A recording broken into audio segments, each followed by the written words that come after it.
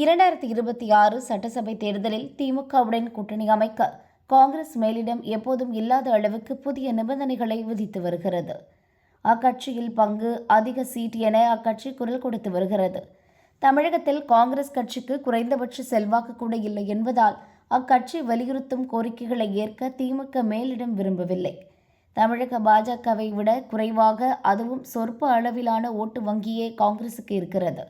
அதனால் அக்கட்சியின் உறவுக்கு பெரிய முக்கியத்துவம் கொடுக்க வேண்டாம் என்று விடுதலை சிறுத்தைகள், மதிமுக உள்ளிட்ட கூட்டணி கட்சிகளும் திமுகவுக்கு அழுத்தம் கொடுக்கின்றன. ஆனாலும் தேசிய அளவில் பாஜகவை எதிர்த்து அரசியல் செய்ய காங்கிரஸ் உறவு அவசியம் என்பதால் திமுக தலைமை தயக்கம் காட்டி வருகிறது. இந்த நேரத்தில் தவிக தரப்பில் காங்கிரசுக்கு தொடர் அழைப்பு விடப்பட்டு வருகிறது. அதோடு ஆட்சியில் பங்கு கொடுக்கப்படும் என விஜய் காட்டிய ஆசை தமிழக காங்கிரஸ் கோஷ்டியையும் அக்கட்சி மேலிடத்தையும் ஆட்டி படைக்கிறது.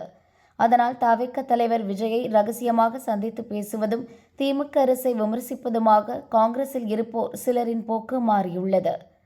அதே நேரம் விஜய் விரிக்கும் வலையில் விழுந்து திமுக கூட்டணியை விட்டு வெளியேறுவது தற்கொலை முயற்சி என சிதம்பரம் உள்ளிட்ட மூத்த காங்கிரஸ் தலைவர்கள் கருதுகின்றனர். விஜயோடு மேடை ஏறி அரசியல் செய்ய அவர்கள் அறவே விரும்பவில்லை.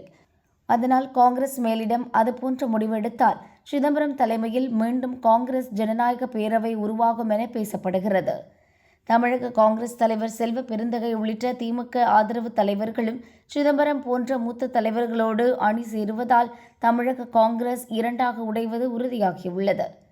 இதற்கிடையில் புத்தாண்டையொட்டி முதல்வர் ஸ்டாலினை அவரது இல்லத்தில் தமிழக காங்கிரஸ் தலைவர் செல்வ பெருந்தகை, காங்கிரஸ் எம்எல்ஏக்கள் சிலர் நேற்று சந்தித்து வாழ்த்து தெரிவித்துள்ளனர். சிதம்பரம் ஆதரவாளர்கள் கூறியதாவது: மத்திய அரசில் 19 ஆண்டுகள் முக்கிய இலாக்காக்களின் அமைச்சராக கோலோச்சியவர் சிதம்பரம். தற்போது ராஜ்யசபா எம்பியாக உள்ளார். அவரது பதவிக்காலம் வரும் 2027 முடிகிறது. மீண்டும் அவர் ராஜ்யசபா எம்பியாக திமுக ஆதரவு தேவை. எனவே திமுக கூட்டணியில் காங்கிரஸ் நீடிக்க வேண்டும் என தனிப்பட்ட முறையில் விரும்புகிறார். ஒருவேளை தவிகவுடன் காங்கிரஸ் கூட்டணி அமைக்கும் முடிவை டெல்லி மேலிடம் எடுக்குமானால் சிதம்பரம் தலைமையில் காங்கிரஸ் கட்சி உடைய வாய்ப்புள்ளது. கடந்த 2001 தவிகவின் அப்போதைய தலைவர் மூப்பனாரை எதிர்த்து காங்கிரஸ் ஜனநாயக பேரவை என்ற அழைப்பை சிதம்பரம் துவக்கினார்.